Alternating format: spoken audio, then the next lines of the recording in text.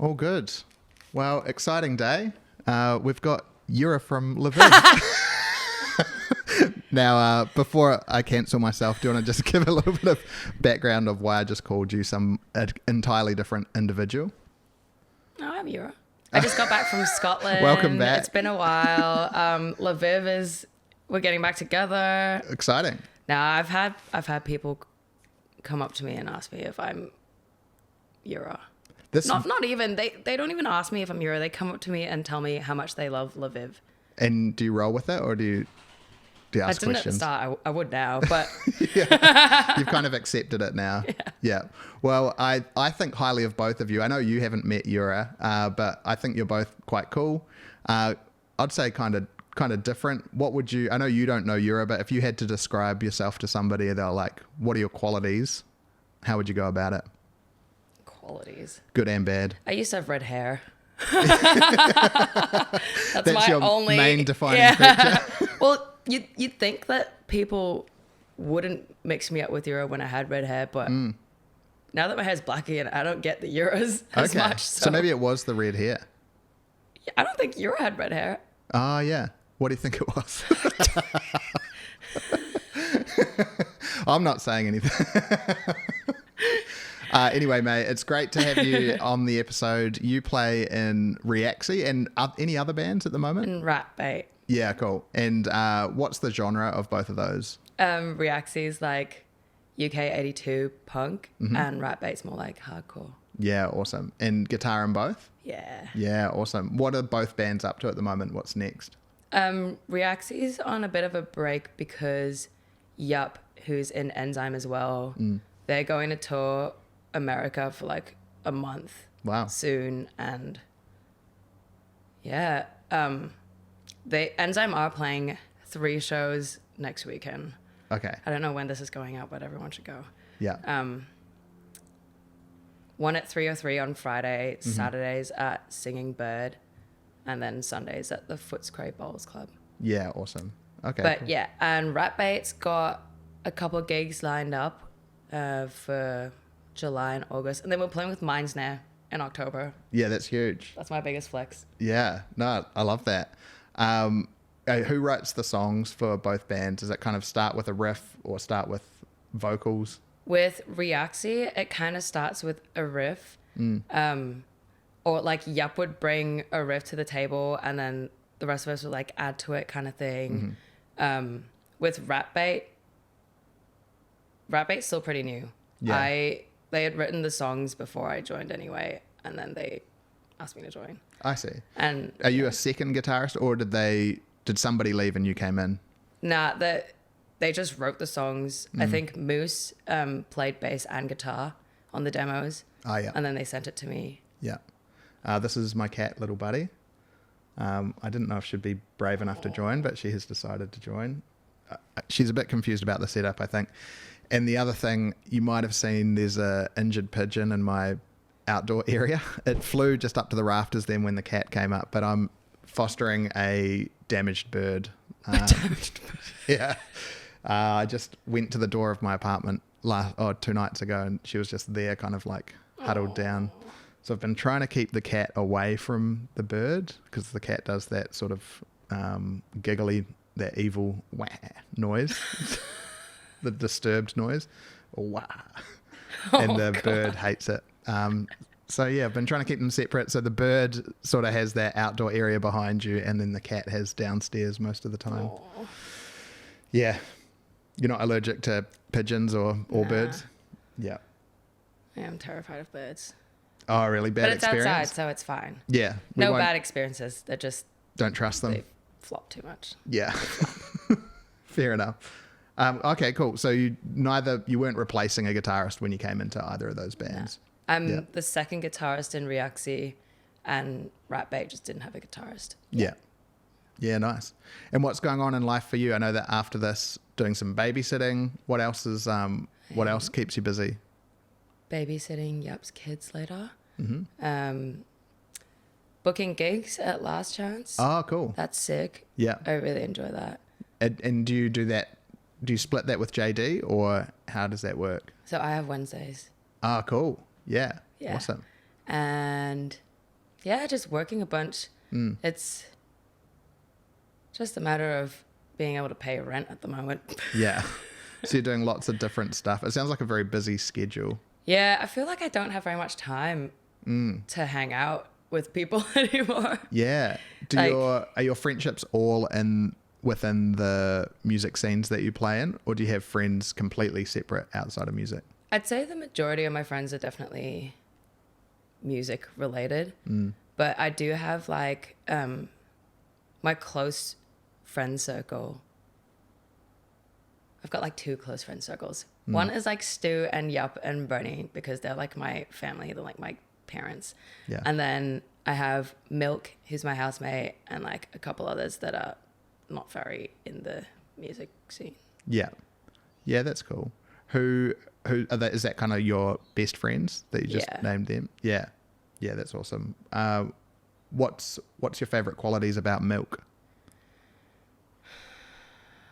They pay the other half of the rent.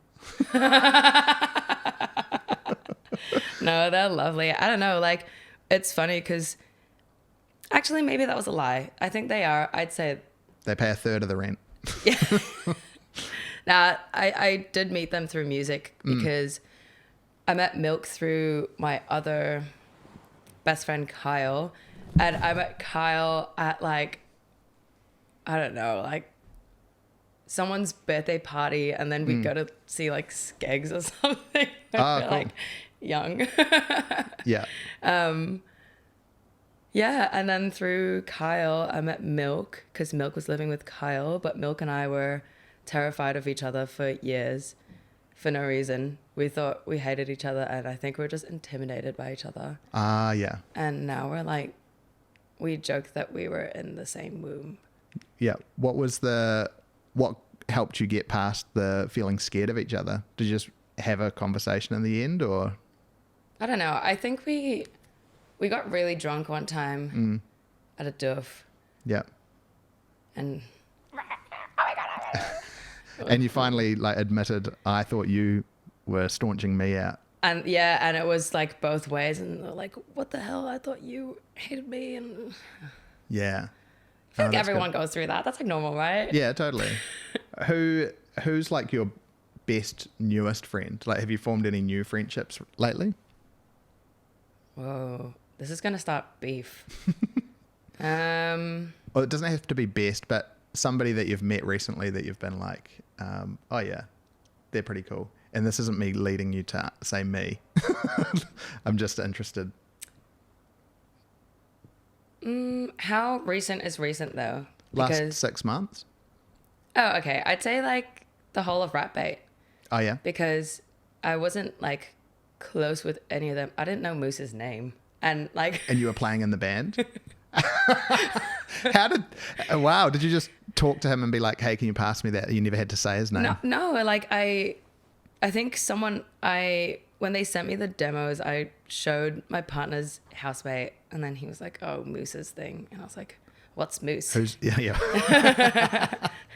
And then for like, I think before we jammed, or like the first jam, because our singer Robert has a twin, Okay. Michael, and I didn't know he had a twin. I just thought he was everywhere all at once. Yeah. I was like, oh, okay.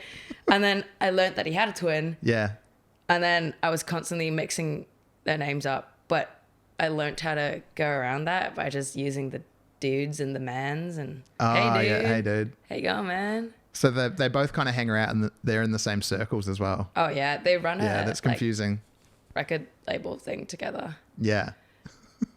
But now that I know the both of them, they don't look very identical at all to me anymore. That's interesting. After a while, you slowly pick up slight differences and like just a little bit in like how one like eyebrow looks in one twin. Like I've got a few friends that are twins, and you end up going, they're identical. Like technically in the paperwork it says that, but if you are close enough with them that you can stare at them, you realize, okay, there is little differences. Yeah, you can figure it out. Yeah. But yeah, I'm gonna keep my answer to that newest best friend as vague as that, because I don't want to start drama. Yeah, but now you know Moose's name. I know Moose's fan name. of Moose. He's all right. Yeah, no, I love the whole band. They're sick. Yeah, cool. And what about your life? I feel like music is a huge part of your life. What are the things that might surprise people to learn about you? Is there stuff that you're into or things about your personality that you feel like nobody would really guess it if they've just seen you at gigs or watched your bands? I don't know if they wouldn't guess it. To me, it's obvious. I love One Direction. True. It's because of One Direction that I'm into punk. For real? Yeah, I wouldn't have traced guessed it back. that. I wouldn't have guessed that. So, this is going to cancel me. I'm going to lose all my friends. But it's true. Yeah. When I was 11 or 12 in school, I was obsessed with One Direction. Like, fair enough. Harry Styles is so cute. Was he your favorite from the start? Yeah. Yeah. But I wouldn't admit it because everyone loves Harry, so I didn't want to be like everyone else. So Yeah. I just said my favorite was someone else in the band, which is a lie. Who'd you say? I said it was Louis. Okay. Yeah, I've seen clips of him recently and he's a funny dude. I like him. Are you still a Louis? Are you more of a Harry fan still? No, I don't keep up with. I like 2012 One Direction. Okay. Yeah. But because of my One Direction obsession, so they got 5 Seconds of Summer to tour with them. And then I was like, oh my God, who's 5 Seconds of Summer? Because I was obsessed with One Direction. I had to know everything about them, even, I don't know. So I got into 5 Seconds of Summer as well. I got like meet and greet passes. I got a photo with them. I was like, fuck yeah, I love this band. And I was like watching all the interviews and they were like, yeah, we're not like a punk band. We're not a pop band. We're not a boy band. We're like a punk rock band. Yeah. And they were talking about how they love AC/DC and like Blink-182 and Nirvana and stuff.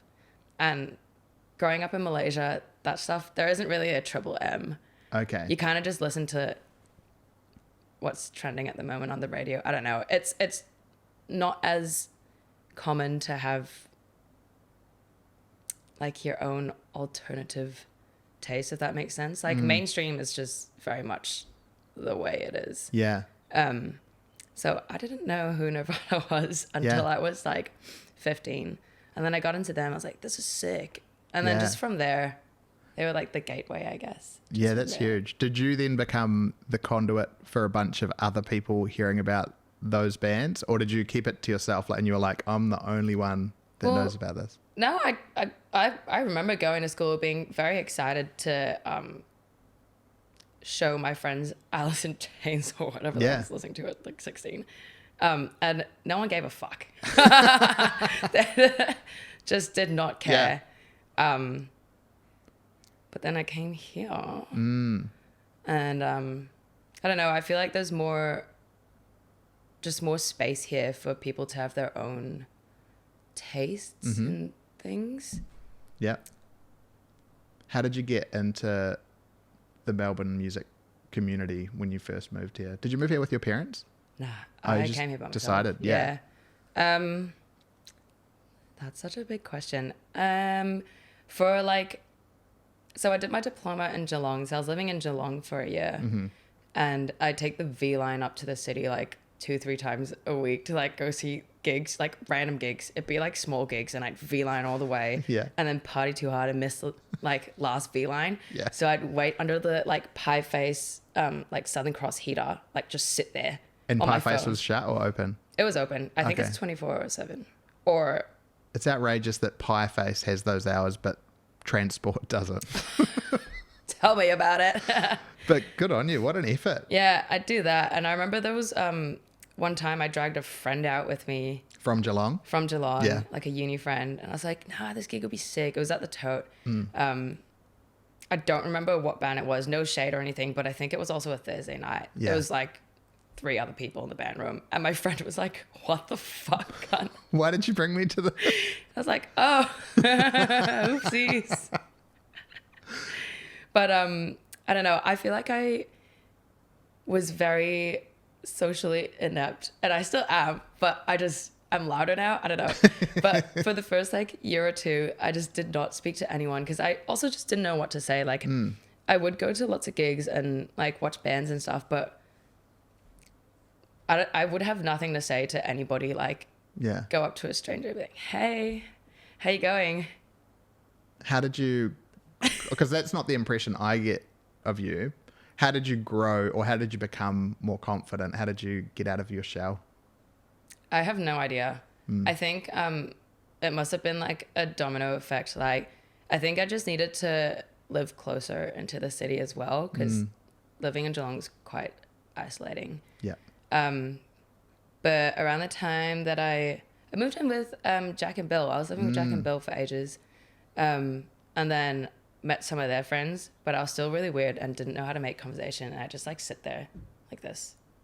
Yeah. But would you be interested? You'd be like, oh, I'm wondering about these people, or you just kind of weren't sure where to start? Kind of, but I think I was at a very different point in life as well. Like, I was still pretty like sheltered. Like, I just like come from Malaysia, and I was still kind of like, whoa, I can like do my own thing now. Yeah. But I don't know. I feel like Australians are really friendly, and people are very just chatty. Yeah. Like, I don't know. I notice a lot of people do go up to strangers and just have a full blown conversation, and or like smile at someone walking past you in the street. You don't really do that in Malaysia. If someone smiles at you in the street, you run. Like, Oh, really? yeah, Just keep to yourselves. yeah. There's that classic, the face that we make to each other, which is kind of like a The white people downward smile. Yeah, Yeah. I've seen the memes. Yeah. Can you do that? I don't know. Oh, yeah. That's how you. Oh, wait, that's how no. you make friends with Australians. You just go, Like that. yeah, that's it, and then give me a nod. Yeah, we're friends now. That's cool though. It sounds like moving to Australia, and tell me if I'm wrong, was a big growth chapter for you. Like, you were, as well as being in a physical different location, it sounds like you were also figuring yourself out and figuring out what you like and figuring out who you want to hang out with. Am I right to make that assumption? Definitely. Yeah. I feel like, yeah, my whole life is here now. Like, I couldn't go back to Malaysia and live. Like, all my friends are here. Like, yeah, just having like so much in common with friends and people, like music wise and stuff like that, just in general, like similar mindsets and Yeah. social politics and stuff like that. Yeah. Helps a lot. How connected are you still with your Malaysian friends? Because was it after high school that you came here? Yeah. And did you have a whole bunch of friends that you just haven't seen for a while, or do they visit and you visit them? I do, but I'm not gonna lie. This is shady, but my Malaysian friends will not be listening to this anyway. Yeah. A lot of them were just geographical friends. Like, Yeah. not to say that they were bad people or anything, but you're just put together in a class, and but like outside of having to see each other every day for school, didn't really have much in common with anybody, I feel like. I do have my close friends back in Malaysia, and a couple of them came here to study for a bit before COVID, and then went back during COVID and stuff like that. So I didn't get to see them as much. But Yeah. every time I go back, I see them. I've got a couple other friends as well. I've made some new friends in Malaysia as well. Cool. Through friends here, which is weird. Yeah. Okay. Like music related. Yeah. If that makes sense. Yeah, that's Yeah. awesome. And family wise, have you got siblings and folks there? Are you close with them? My whole family is back in Malaysia. Yeah. I do have a brother, which surprises a lot of people. Older or younger? Younger. Yeah. We're not very close. There's Okay. no drama. We're just not close. Yeah. Yeah. Into So different stuff. Yeah. Yeah. So I feel like I don't talk about my brother, and then as soon as I mention a brother, my friends are like, brother who? Yeah. And if your moving to Melbourne chapter was like a getting to know yourself, figuring yourself out, what chapter do you feel like you're in at the moment? Like what's life like now? Because I get the sense that it's different to that period. Yeah. All these big life questions making me think. I don't know. I feel like when I just moved here, I felt like king of the castle. I was like, I'm grown now. Like, Yeah. you know, I know my shit. I know what I'm doing. And then I got slapped in the face with like reality. Like, you're still a baby, you know nothing. And I feel like since then, it doesn't feel, I don't see my life as being in chapters anymore, more just like, just whatever that is, a Yeah. Is that a word? Yeah. Yeah. Yeah. I don't Awesome. know. I don't see it in like segments. Yeah, that's awesome. I don't know. I feel like in life you constantly kind of learn more anyway. So this is getting a bit. Oh no, that's the whole vibe of this podcast. Never retreat out of that. What are those things for you that, because you're saying like you feel like you're growing? What's something you've learned recently about yourself that you've kind of, what area have you grown in? That no matter how grown I think I am so far from grown.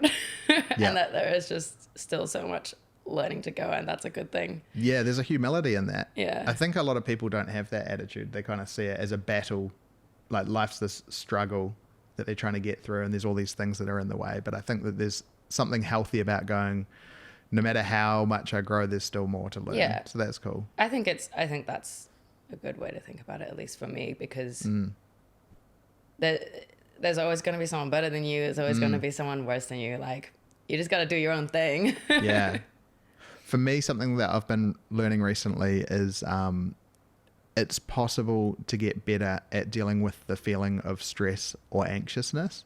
I think years ago I used to have this thought that, oh, your well-being is so important, and if there's a job or a person or a situation that's causing you stress, you got to leave that situation behind or find a new job or whatever it is. But something I've learned in the last couple of years has been, actually you can get better and go through stress.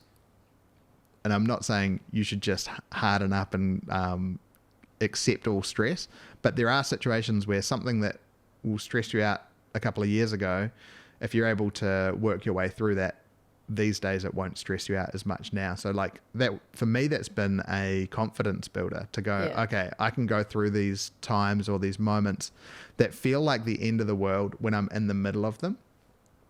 But if I just learn to kind of think my way through them, take some time to relax and recharge my energy after them, you can get better at it. Like you can build up that resilience or that tolerance to certain situations. You don't necessarily need to exit the stressful type of situation if as long as it's not unhealthy. And of course, I'm not talking about like toxic situations or abuse. You shouldn't just be like, I'm just gonna get better at handling this. Oh God. I'm more talking like for me, high pressure environments relating to work where it's not nasty people, it's just demands. This needs to be done now, this needs to be done next. That used to freak me out. That used to make me go, oh, I don't know am I the right, and it would make me have this self-doubt, like, am I the right person for this if I'm feeling so anxious? But yeah, have over the last couple of years realized that you can work through it as long as it's not a bad, horrible situation. There are ways to become better at maintaining a sense of balance in these scary times. Oh yeah. Yeah. I'm bad with that too. Yeah. I'm very much like, I have to be perfect as soon as I start, or it's just not meant to be. Yeah, I relate to that. It's a tough thing, and because if your habit has been, oh cool, I'll get myself out of this, then that also, you're training yourself. That's what you do in these really overwhelming situations. Always get yourself out of them. But I actually think now there's some that, like, I think a little less black and white on them. I'm not like, oh, I'm freaking out, I feel anxious, I got to get out of this. Now I kind of I've built it into my mind to ask myself, okay, is it completely unhealthy and toxic, or is it just something that I'm getting used to? Is it like a new type of pressure that I need to adjust to and become better at? So yeah. I feel like discomfort is good in life as well. Like, when I didn't know anyone in the music scene and I was still going to gigs, like by myself or with one other friend kind of thing, I'd also have no money. So I'd pretend to be drunk. Yeah. Because I knew everyone else was drunk, but I would, if I was just sitting there, like with nothing to do, I'd get so anxious and so uncomfortable. So if you can't beat them, join them. That is the cheapest way to get drunk ever. It's just be like, okay, I am just going to act it out. Yeah. It's the whole like fake it till you make it thing. Like I did start to feel like just secondhand drunk off of everyone else's drunkenness. It was weird. It's kind of sick. Yeah, no, but I haven't drank for a while, but if you just hang out with a group long enough and they're in a certain headspace, it is contagious, I reckon. Yeah. Yeah. And it's fun. Yeah. So, not much money. What are you doing for fun apart from music that isn't costing heaps of money? I don't know. My partner Nathan and I played tennis. True. I know you think the most surprising thing about you is that you have a brother. I think it's that One Direction got you into punk and that you play tennis. Both of those things, that is not what I would expect. If someone asked me to describe you, those are not the things I would say.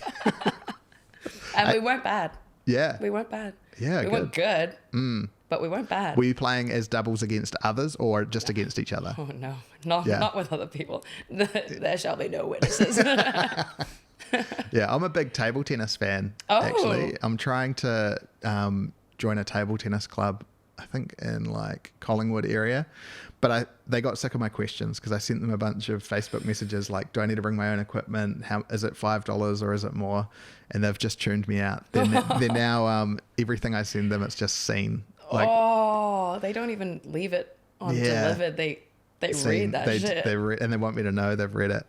That's rough. So I'm thinking of going along, but I might not say, hey, I'm that guy. I'm the one you hate. You've got to change your name when they like sign you in. Yeah. Daniel. Oh my God. Yeah. Table tennis is sick. Yeah, I love it. Grew up with a table tennis table and a pool table, and just every time there's one around, I'll like forget about it for like a year, and then I'll be like, oh yeah, I really want to play again. Oh, pool. I wish I was good at pool. I'm fucking atrocious. Do you still jump on the table though? Still give it a go?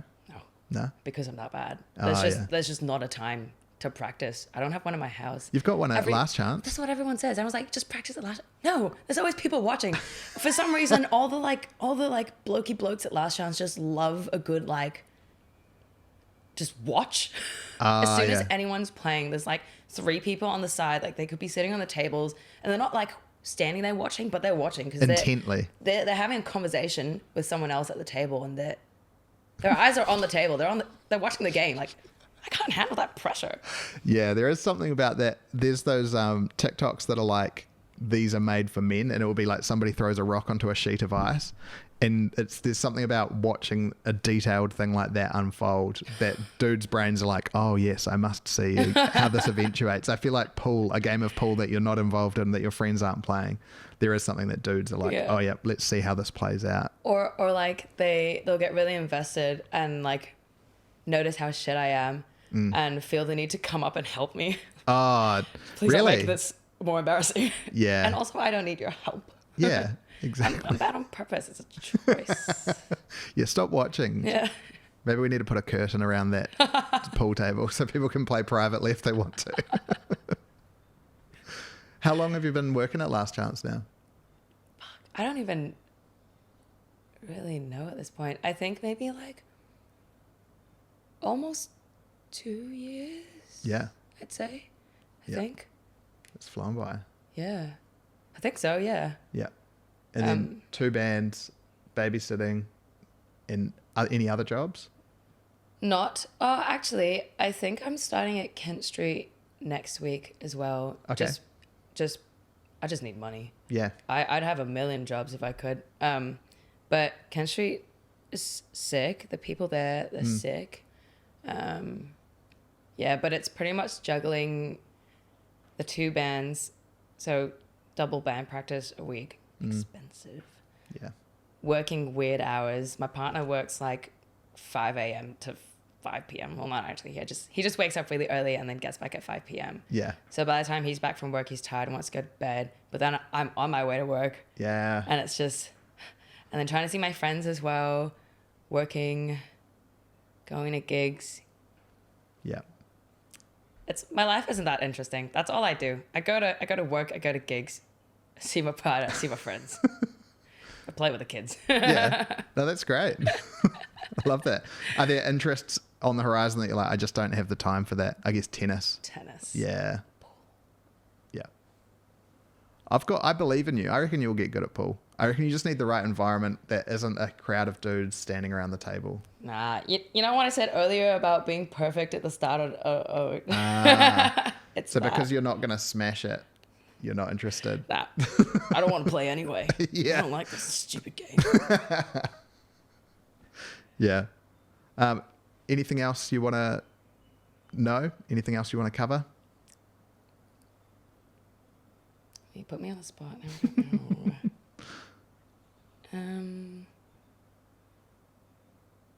What have you been pondering lately outside of this podcast or music environment? What's been on your mind? Okay, this is kind of outside the music environment. There's an enzyme show in Frankston next week that I mentioned earlier. Was wondering if I should or shouldn't wear my TNs because it's in Frankston. Are these TNs? These are TNs. At the op shop. My feeling... Oh, you don't need to... I thought they were brand new. Oh, nah. I feel like, and I don't know if this is offensive to you or Frankston, those shoes would be in Frankston. I feel like Eshays would wear these. Well, so my worry is going to Frankston with TNs and coming back to Melbourne with no TNs or I see. feet. Okay. I thought you were concerned about the judgment of Frankston being like, get them out of here. The opposite. Keep them here. I love TNs. I unironically love TNs. Are those in the shop? Those shoes? Yeah, perfect. Let May know in the comments. Should she wear them to Frankston? Will she come back with them? I think I know the answer, but I'm stubborn. I will be wearing these to Frankston. I've been doing some videos recently where I visit different suburbs in Melbourne and I check out their cash converters, check out their op shops, and then like go for lunch or breakfast. Is there any underrated suburbs of Melbourne that you think I should go to? They don't necessarily have to have a cash converters, but it's a bonus. Look, I'm not gonna lie. I kind of only hang out close to where I live and the city. Yeah. Nathan and I have been wanting to go to, and I think we're going on Monday. Like, just what's that? Narrow Warren. Yeah, apparently the op shops there are good. Okay. Because it's so far out. Yep. So I'll let you know next week how that goes. Yeah, send me a message. I've also been recommended Glenroy. Do you know anything about Glenroy? So Milk used to live in Glenroy. Oh, yeah. But I have never been, so I don't know anything about it. Did you know Milk in that era? Yes. Did Milk seem happy in that Glenroy period? No. Oh, okay. That's one strike against Glenroy. They weren't unhappy. I think they just wanted to live closer into the city. Because all of our friends kind of live inner-ish. Yeah. Like we're in Coburg now. It's kind of far from work at least. Yeah. But it's not that bad. Life is really not that bad. I just love a whinge. Yeah. Coburg is so far away. Maybe it's time to get other stuff off your chest. Anything else been frustrating you? Anything else you want to vent? So at Last Chance, some people cut the limes and lemons very differently. And when I first started, I was like, what is this wankerism? Who the fuck cares how someone cuts a lime wedge or a slice of lemon? How do you do it? Matters. So with the limes, because limes are smaller. Do you want to use this as a prop? I won't be able to catch that. No, good catch. With limes, because they're smaller, you cut them down the middle, and then you get the half and you chuck it down like that, and you cut it into like 4 wedges, and you leave the like corners on. Some people cut the corners off, and then it makes the wedge like rectangular, and then you can't like squeeze it into drinks. It's just annoying because when it's busy, you need to be efficient. And then with lemons, because the lemons are so big, this is so stupid. You cut them in half, lengthways, and then you take the half, you cut the butts off, and then you cut them into slices so they're nice like semicircles and nice and thin, because no one actually asks for lemon in their drink. It's just decorative. Like, everyone wants the limes because limes taste better. That's why you gotta squeeze, you gotta have the butts on them so you can squeeze the wedges into the drink. And is there a group of people that are like anti the way you just described it? No, so I think they're not anti, but maybe they just don't care, because honestly, I thought it wasn't that deep a while ago too, but I'm obviously very affected by this. So there's people, are they people that are ordering a drink that are telling you what to do, or is it other bartenders going, hey, you should really chop this a certain way? So I was taught to cut them different ways because no one can agree at Last Chance. No one can agree on how to cut them. But now, and I was like always being told to change my method of cutting. But now I am the dictator and I'm telling everyone else how to cut the limes and lemons. Wow. Okay. So when you said you wanted to have a whinge, I thought it was because other people were saying, May, here's how you should cut it. But you're really passionate about this certain way to cut it. Now, just because the person, I think it was Sean who taught me how to cut the limes and lemons, and he's just right. It's just efficient. Did you know straight away, or you're like, yeah? I didn't think about it because I wasn't working as much at the start, when I first started. So I was like, who the fuck cares? It's just a citrus. lemon. Yeah. But now that I'm doing, now that I do more like late night shows, like busy shows, it makes a big fucking difference. Yeah. And I'll vouch for this. So your team, Sean, when it comes to how to cut these things. Yep. Yeah. Leave the butts on. Powerful stuff. That's all. I feel so much better. This is like therapy. You look more relaxed now. Yeah. It was really just pent up. You'd been carrying that for far too long. Yeah. Yep. I feel like looser and everything now too. Good. You're welcome. Thank you. Well, May, it's been a pleasure. Thank you so much for joining me on my podcast. I appreciate you making the time. Thanks for being cool with having to share the limelight with my cat who decided last minute to join as well.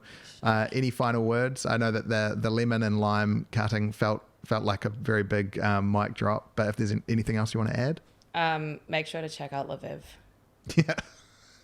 It's Yura's great band. Don't overlook them. Thanks, Yura. Sweet.